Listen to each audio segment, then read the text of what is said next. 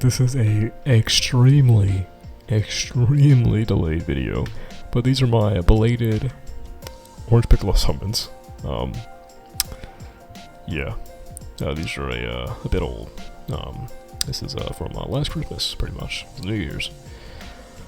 But as I said before in the last few videos, I'm finally coming back to recording, yes, voiceover and editing these videos back together and finally uploading them to put them on the channel.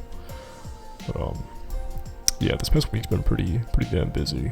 I've had 4 exams for my courses, and I'm finally getting to the spot where I can finally upload some stuff semi-frequently. So post this week coming into spring break, I should be able to come back to a semi-regular update, whether it's daily or weekly. That'll be kind of up in the air until I get a somewhat schedule in place where I can work things out and have a better time management. But yeah, these summons are actually very good. Looking back at them, they're quite nice. I think I ended up only getting 1 Piccolo, I think, finally. I don't remember how many stones I went in. I had a good bit. But I think I got 1 Piccolo, but I got a metric shit ton of everything else, pretty much. I mean, I got everything on the banner. Actually, yeah, I did. I think there was one point, actually, I got everything on the banner before I got Piccolo, and then I ended up getting him either on like a single or as a multi or something. It was weird, but cool. Also got every new animation, I'm pretty sure, besides one, I want to say. I like the fact that they brought these in because they're new, but it does suck that they were just for this and they just kind of took them away. It felt kind of weird. But they obviously know more than we do. I mean, come on, we've only played the game forever. I mean, I played it for what, like 7 years now. But I don't know what I'm talking about. I mean, come on, like they know what they're doing. They're Bandai. Mr. Bandai. He knows what he's doing up there at the top of Mountain Dokkan, cooking up those fire cards like STR Super 17 and Tech Super 17 at Group A. They that's the beta team. They make those fire Dokkan Fest, and then Group B is the one that make like God Goku and Tech Chad Han and Orange Piccolo. I swear to God, there is 2 separate teams though. It's like Pokemon or something. There's like Team A and a Team B. Team B makes those mid shit. Team A makes the fire stuff that everyone likes. And it has to be, I swear. Also, it just sucks. Like, I love extreme units and I love androids, so I always love when they get buffs. There's an animation, but they just never do them justice. Super cards, they like stroke off like it's like some stroking off or something. They're just like just back and forth over and over and over and over again. New unit, because there's just more of them. So, and they're gonna always do them because they work, and a lot of time they're like Saiyan cards. So like, no shit, oh my god, there's another 70 Goku or Vegeta cards. Holy shit, they got top grossing 20 times. And they put out like 17, it's like, oh, yeah, no, he's not good. We're just gonna make it back because it's not gonna sell right. It's weird, it sucks, because like they have stuff like Cooler, who's really good, or like AGL Golden Frieza, the LR, really good. Fizz Janemba's still really good. Stuff like that they do pretty good on, and they flop on other cards, like STR Bojack, or Check Janemba's solid, he's still okay now, but even cards like that, they just flop. And it sucks for like Fizz, Golden Frieza. He could really use an easy 8 right now. He'd be solid if he can get some other benefits, or maybe the damage reduction just baselines at like percentage based by health. But stuff like that, it sucks. And like I said earlier, androids are my favorite. It sucks to see like new cards come out and they're just not like, they're not that, like the base 17s that just aren't. They're not meta. Super 17 is really good, but it's just getting into them and then building them up, and it really sucks that they keep doing the same like ass pool. They throw out like another Vegeta, or like in this case God Goku, and like, oh, really good. It's like okay, now I think Truth brought this up and it was like a great point. So literally, was it like 8 days before the God Goku came out? Like, oh yeah, here's Hellfighter 17 and Future 17. There you go. There you go. There you go. Yeah, they're awesome. They fuse into the Super 17. Great card. Yeah, look at this. Oh my god, look cool. They get like 70% damage reduction and chance to go or whatever. I mean, dodge chance, a crit chance for attack receipt. So, oh man, that's nice. Really cool. And then they pull out 8 days later, throw shit out like God Goku, stacks, 60% chance to dodge, guard, crit chance, just for orbs. It's like, huh? And there's later skill too. It's like, what? There's fucking links. It's like, how in their right mind are they gonna release something like that?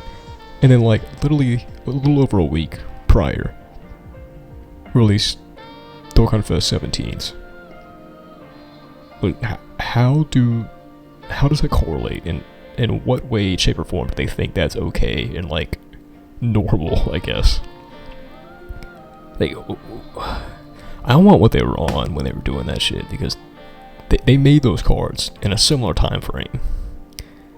Yet there's such a stark difference between the two of them, and that perturbs me to a certain degree, because like I said, I love androids. And they do not get the representation they deserve. Extreme units in general don't get the representation they deserve. They always get just some like ass pull shaft.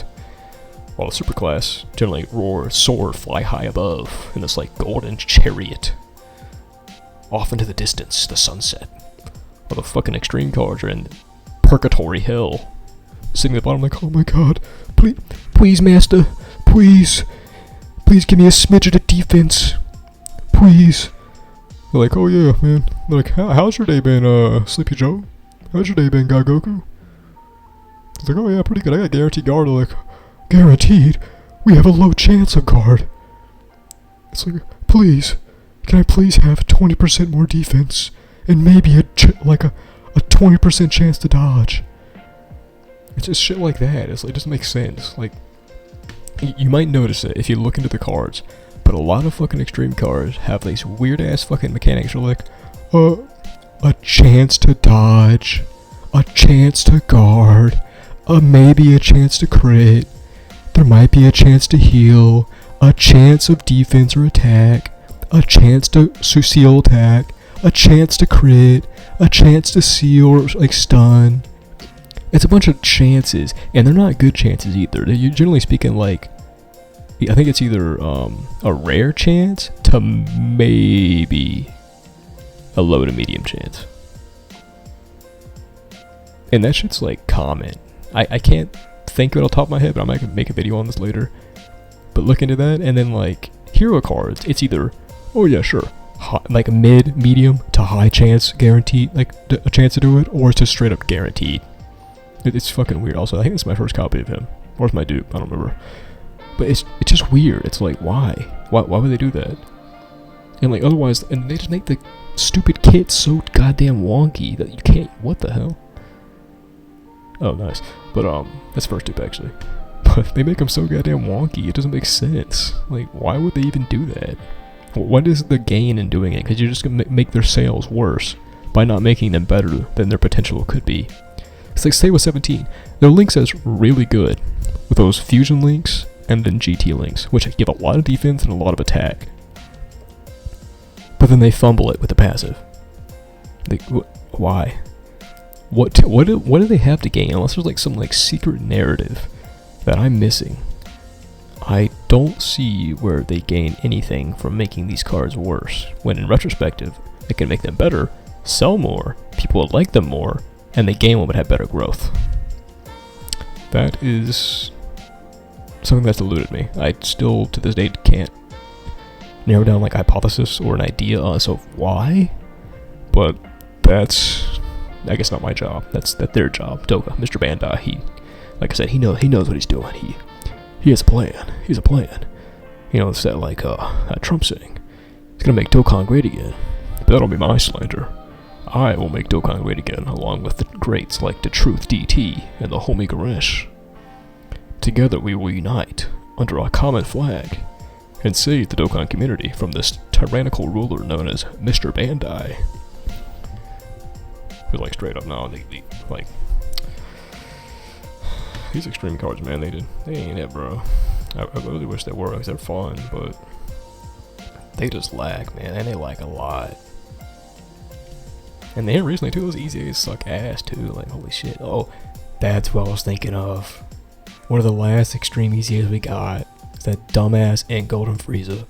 And they flopped on his ass so fucking hard that I still think, even with his EZA, the Fizz one's better than him. And I could probably say that with a straight face. He's just better defensively, and offensively he's just better.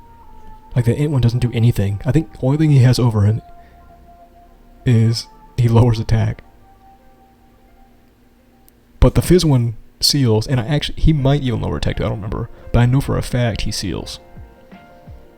So it's just like, why are you gonna EZA the dude? And then he's just worse. It's like the Fizz Super Vegito. The AGL one is better. Which is so fucking weird because they released like 2 years apart. Or a year and a half apart, whatever it was. 2 years. I would say the AGL one's better than the Fizz one. It's just like, I don't get it. Why would they update a card or make a new card years later from a previous one, and then somehow intermittently make them worse? It's like you would literally have to intentionally try to fumble and have these many errors. Like you would intentionally have to do that for this to occur so many times. Like there's no way this just occurred and happened naturally. I refuse to believe so many of these occurrences have happened on such a regular basis that this is natural. 100% this is either planned or to some degree it was what's the word I'm thinking of? It was sought out and done. Because there's zero thoughts in my mind that this would just happen. Like I refuse to believe that. With all of these errors, flaws in units, like system errors, especially on the global side, where like it's just random ass patches pull up out of nowhere for stuff that like it's not that hard to just move over data from the JP version to global. It's literally not that hard. You just swap over some languages, but the code's literally the same. And they still somehow fuck up, like with that one that bug out the game where you literally couldn't play. I couldn't play for like 2 months because it would just crash, or it would be like, game over, you're dead. It would kill you. You'd crash the game, you could play. But the only reason that was there, because it happened on JP, they patched it. But guess what? The update they sent over to global was the unpatched one. And it's just stuff like that doesn't make sense. It's like, how could that get slipped by? It's like someone lost their job that day. Like I don't get it. Like I said, something has to be done intentionally for something like that to happen. It just doesn't make sense. But I went on a long rant. But yeah, that's been going through my head for a while. But yeah, shit. I'm definitely gonna be trying to make more frequent videos. I should have a few more summoning videos from these past summons. I had several. I don't know how many summons I went through, but I went through quite a few. But I had some pretty bog pulls. Not bad ones, are pretty solid. But yeah, I mean, I'm looking forward to seeing what happens. There might be some changes coming up in the future. Especially part 2 of the same day. I look forward to that and see what the EZH are like. But yeah.